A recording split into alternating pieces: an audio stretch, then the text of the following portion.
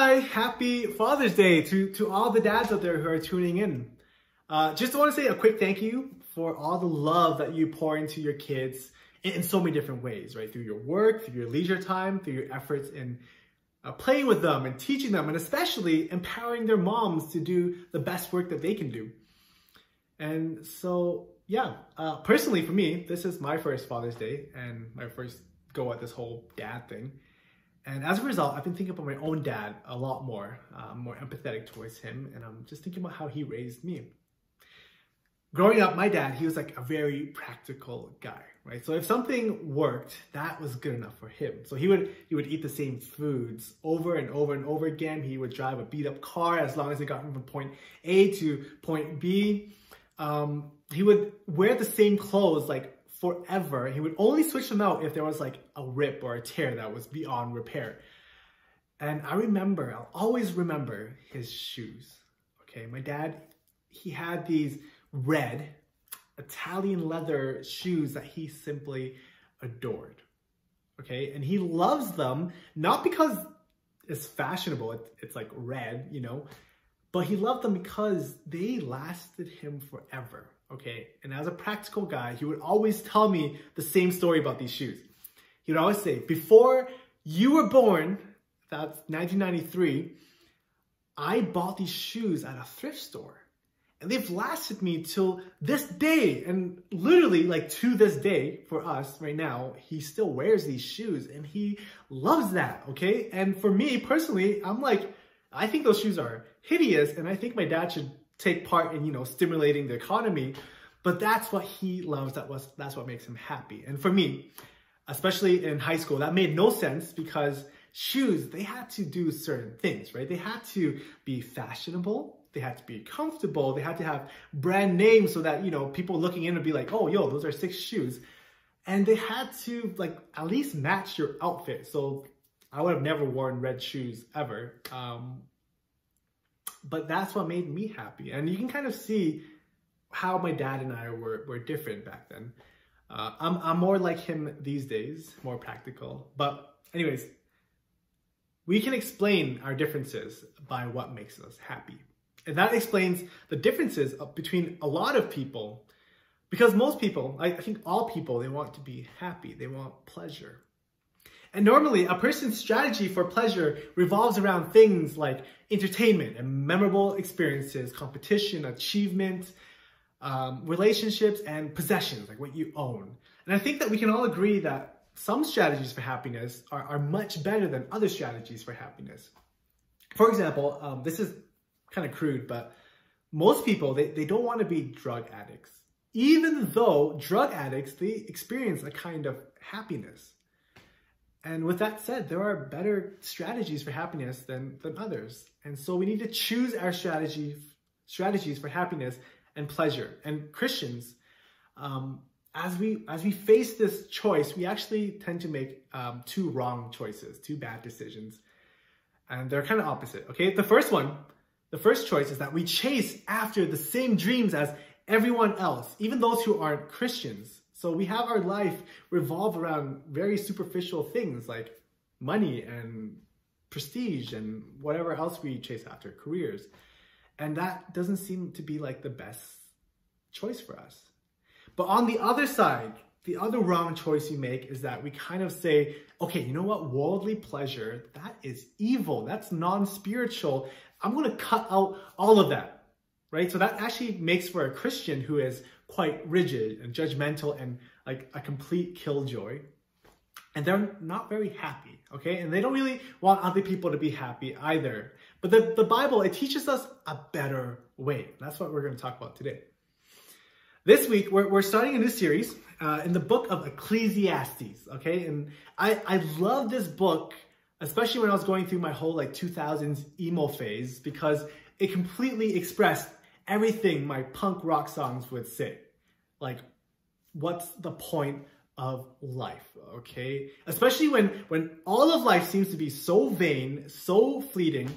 And the narrator of the books, right? He goes through a bunch of different aspects of life and then concludes it's all fleeting and therefore it's pointless, okay? it's meaningless, it's vain. And today we get to take a quick look at what he says in regards to chasing after pleasure. Our big question today is, what is the point of worldly pleasure? Our passage is from Ecclesiastes 2, 10 to 11. And this is what the teacher in this book says. And whatever my eyes desired, I did not keep from them. I kept from my heart no pleasure, for my heart found pleasure in all my toil, and this was the reward for all my toil. Then I considered all that my hands had done, and the toil I had expended in doing it, and behold, all was vanity, and a striving after wind, and there was nothing to be gained under the sun. Yeah, that's definitely 2000s emo rock music. Depressing. My big idea today is worldly pleasure is a means to an end. So contrary to what many people believe, worldly pleasure is not the end goal. It's not the ultimate thing we're chasing, but it's a means to gain something that is even better. And my first point is worldly pleasure is a dead end. Do any of you play sports or watch sports or have ever been invested in like any kind of team or competition? What I find is I always find the amount of value we put into winning doesn't always match the outcome of actually winning. And here's what I mean by that. 2019 NBA, yeah, those were good times. I know most of us were all in that Raptors bandwagon back then, where that legendary shot in the Game 7 against 76ers was like literally the most euphoric thing ever. And during that whole run, I feel like we would have given anything and everything to win. And winning that championship meant everything to us. I like lost sleep over being so excited. And the best thing is, we did it, right? Raptors won for the first time in like forever, and we celebrated hard. And we like, bought like t-shirts that said champions and had hats that said champions and all that. And for us now, fast forward 2 years, we kind of, every now and then we say, remember that time we won? And it's like, oh yeah, that was a good year. And that's about the extent of it, right? But the reality is life just went on. Life goes on. That Toronto team broke apart. Our favorite player, Jeremy Lin, stopped playing for the NBA. COVID-19 hit, and there was like another NBA championship now, and Raptors isn't doing that well. And that season where it just meant the world to us to win that championship, that is just like a blip in our memory now. Life goes on. And that short and fleeting moment of happiness, that seems to be the universal nature of worldly pleasure. In our passage, our teacher who's saying all this, he's telling us that he thought he could be fulfilled through the absolute pursuit of all worldly pleasures. And if you actually read from the beginning of chapter 2 of Ecclesiastes, you'll see that this guy, he had it all. Okay, everything. The pleasure in owning things, in relationships, in work and comfort, security, prestige, respect, honor, pretty much any ladder you could climb to gain pleasure, he had climbed to the top of all of those ladders. And what does he say about it? He says all of it was done in vain, right? It was like a chasing after the wind. It achieved nothing. It was pointless. And hearing that should be terrifying for us, because thousands of years later, we have the exact same strategy to satisfy ourselves. And this guy is saying, hey, it won't work. I remember I had a phase in university where I was really thinking about school and career paths and stuff. And there was a moment where I was just so hyper aware, hyper sensitive to the fact that no matter what direction I took my life in, it would be so pointless, right? Because I schooled for 20 years. I climbed that career ladder for 40. I retire and do nothing for another 20 years, and then I just die. And if that's the case, why even do anything? Why even chase any career or any kind of pleasure? And it's like pointless. And here's here's the reality of it. If we didn't know God, then I think the answer is, it is pointless, right? Whether you do anything or you do nothing, it doesn't make a difference. That's logical. That makes sense. And we're just like advanced monkeys. But at the end of the day, we're still just doing monkey business.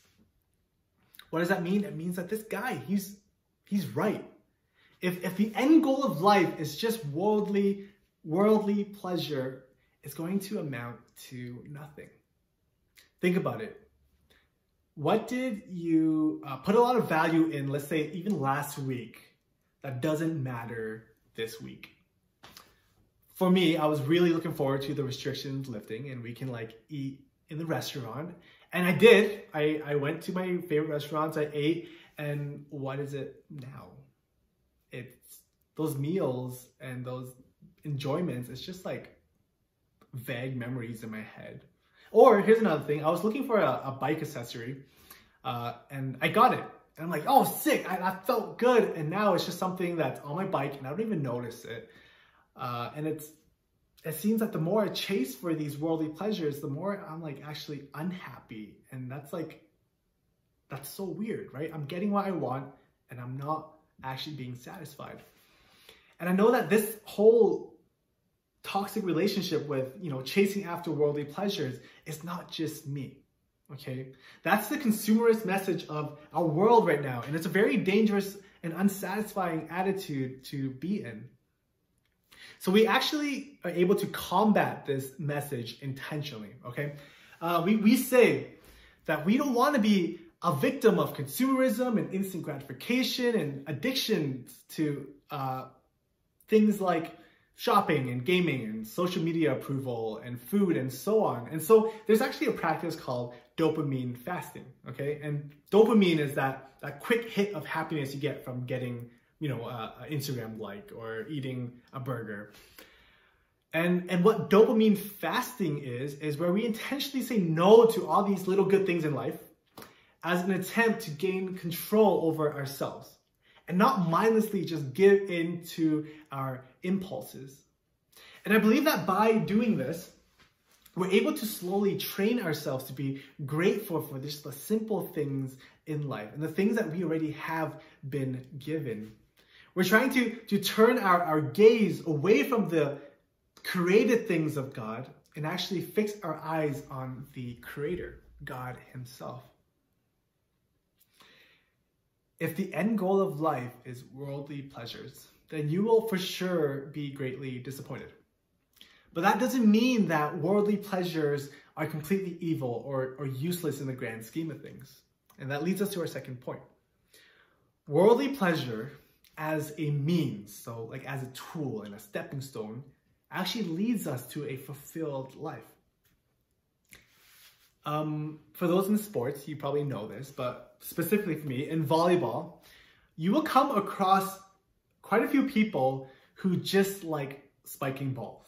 Okay, they're literally there just to spike balls. I had someone yell at me because I didn't, put the ball up. I didn't set it for them to hit. And so sometimes it's to the point where they don't even care if they're winning or losing or if they're straining their friendships. As long as they spike balls, they're happy. And it kind of makes sense because spiking, that's where the exciting part of volleyball is. That's where the action is. That's where the glory is. It's usually with all the spiking. But the reality is, if spiking balls is the end goal of the reason why you even play volleyball, then very likely you won't win many games. And very likely you won't have many people who would want to play with you. And you're actually missing out. You're unable to fully experience all that the sport of volleyball has to offer. And for example, some of those things are the satisfaction of, other skills like defense and support skills, or the bonds of good friendships in your team that mutually encourage and support one another, or even the feeling you get from knowing that because of your support and your good attitude, everyone is actually getting better as a team and they're leaving happier. You miss out on all of that because you're just so tunnel vision focused onto just spiking balls. So when spiking balls is the end goal rather than just the means for something that is greater, I would say that you're ruining volleyball. So it makes sense to prioritize, the experience of the team and winning as a team over simply spiking balls. And along the way, you'll be able to spike your share of balls as well. Okay, enough with the spiking balls. The same thing can be said about worldly pleasures, right? Worldly pleasures itself is not actually a bad thing. It actually only becomes harmful when it becomes the ultimate, the end goal, rather than just a means to something that is greater. Worldly pleasure has an important place in our relationship with God. Near the beginning of the Bible, in the book of Leviticus, specifically chapter 23, God puts out a command to his people, right? He commands his people to celebrate a bunch of these different feasts. And these different feasts and these celebrations are meant to actually remind us something of God. It points us back to God. And here's an example in chapter 23, verse 40 to 43.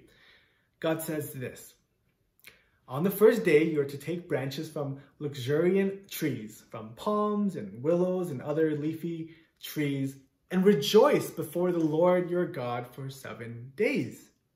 Celebrate this as a festival to the Lord for 7 days each year. This is to be a lasting ordinance for generations to come. Celebrate it in the 7th month. Live in temporary shelters for 7 days. All native-born Israelites are to live in such shelters. So your descendants will know that I had the Israelites live in temporary shelters when I brought them out of Egypt.